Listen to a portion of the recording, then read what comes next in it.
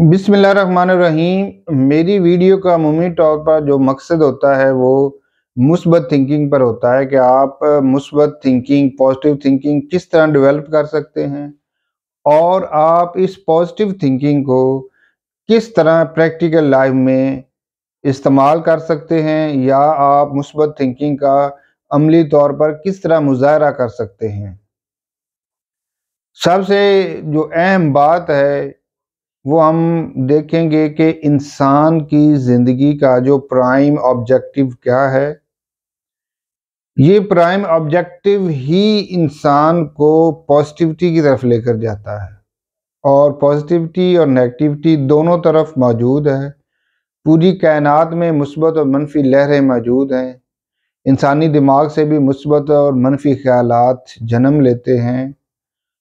हमने इन मुस्बत और मनफी ख्यालात को किस तरह प्रोसेस करना है और इनको किस तरह कारआमद इंफॉर्मेशन में, कारआमद आमाल में बदलना है। बीइंग अ मुस्लिम, हमारा ये अकीदा है कि हमारे पास मुकद्दस रहनुमाई वही की सूरत में मौजूद है जो हमारे प्यारे नबी जनाब हज़रत मोहम्मद सल्लल्लाहु अलैहि वसल्लम के ज़रिए हम तक पहुँची। और ये अल्लाह का ख़ास पैगाम जो आप सल्लल्लाहु अलैहि वसल्लम के ज़रिए हम तक पहुंचा, कुरान पाक की शक्ल में मौजूद है। और आप सल्लल्लाहु अलैहि वसल्लम के हदीस, अक़वाल और सुन्नत उसवा हसना हमारे लिए बेहतरीन नमूना हैं। अब जब हम देखते हैं कि इंसान की ज़िंदगी में सबसे जो अहम चीज़ है वो उसका रिज़्क होता है, उसके मुआशी मामलात होते हैं। सारे इंसान अपनी मुआशी मामलात को दुरुस्त करने में लगे होते हैं ताकि वो ज़्यादा से ज़्यादा रिज़्क समेट सकें। अब जब हम इंसान की ज़िंदगी का मकसद देखते हैं ना, कुरान हमें इस बारे में क्या रहनुमाई फरमाता है। कुरान पाक में अल्लाह ताला फरमाते हैं कि मैंने ज़िंदगी और मौत को इसलिए पैदा किया कि तुम्हारी जांच कर सकूं कि तुम में से अच्छे अमल कौन करता है।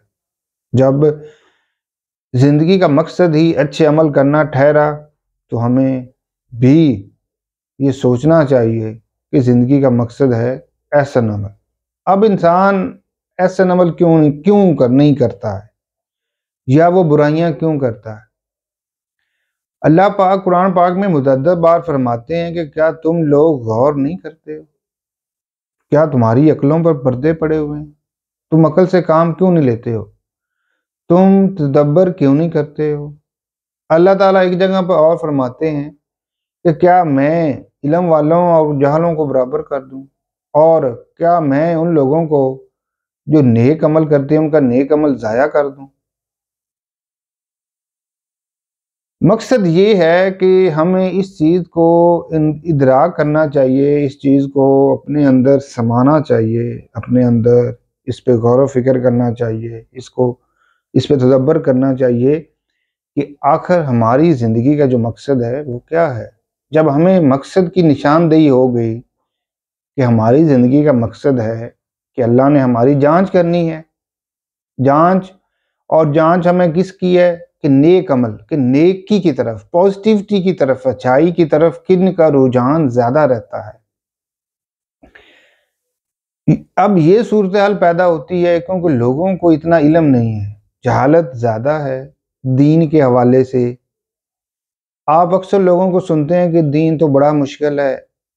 आपको क्या पता दुनियादार लोगों को दीन का, दीन तो दुनिया से हट के है। ऐसी बात नहीं है। दीन का जो मकसद है वो यही है कि उनकी जो दुनिया के आमाल हैं, मामलात हैं, वो सही तरीके से अंजाम पा सकें। अल्लाह पाक ने जो हमें दीन दिया है, जो हमें एक रास्ता बताया है कि आपने इस तरह अपने मामलात को लेकर चलना है, असल चीज़ ये है। अब हमें बताया जाता है, गलत रहनुमाई की जाती है कि आप दीन पे नहीं चल सकते। दीन कोई ऐसी चीज़ है